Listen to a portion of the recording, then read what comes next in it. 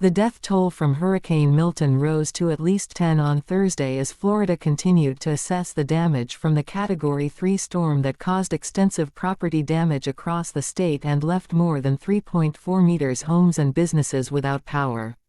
5 fatalities were in a senior community in St Lucie County that was struck by a tornado formed in Milton's outer bands, authorities there said. The tornado happened before the hurricane made landfall near Sarasota on Florida's western coast on Wednesday evening.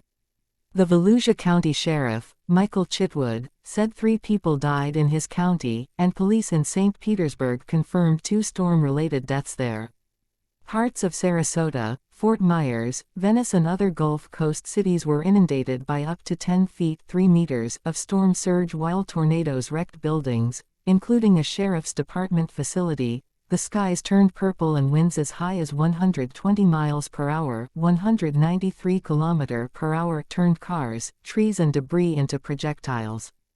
Our hearts break for the Floridians who have lost so much, Alejandro Mayorkas, the Homeland Security Secretary, said in an afternoon briefing from the White House.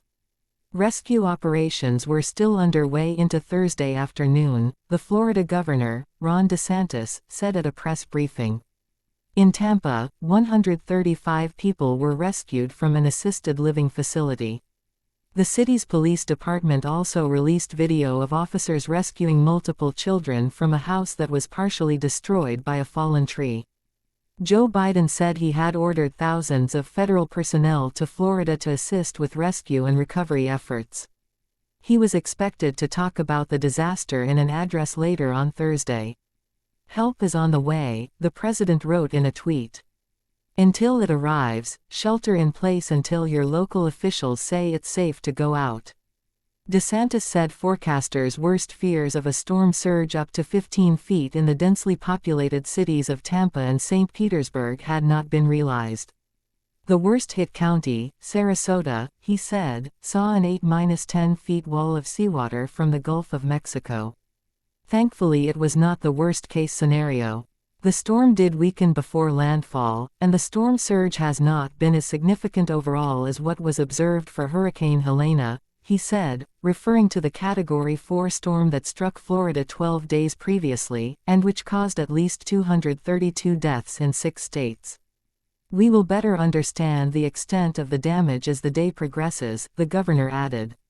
He said urban search teams and the Florida National Guard had rescued 106 individuals and 18 animals. Although the core of Milton was more than 135 miles away from Florida into the Atlantic by Thursday lunchtime, the NHC warned of significant ongoing hazards. "We still have on the backside of Milton strong winds, heavy rainfall and storm surge affecting portions of the east coast of Florida, with tropical storm conditions and storm surge affecting the Georgia coast, and even some strong winds up into the South Carolina coast," Michael Brennan, the NHC director, said in a video briefing. "Look at the size of the wind field of Milton, it's still very large. These tropical storm conditions are going to be most likely in gusts, and these winds will gradually subside over the next few hours."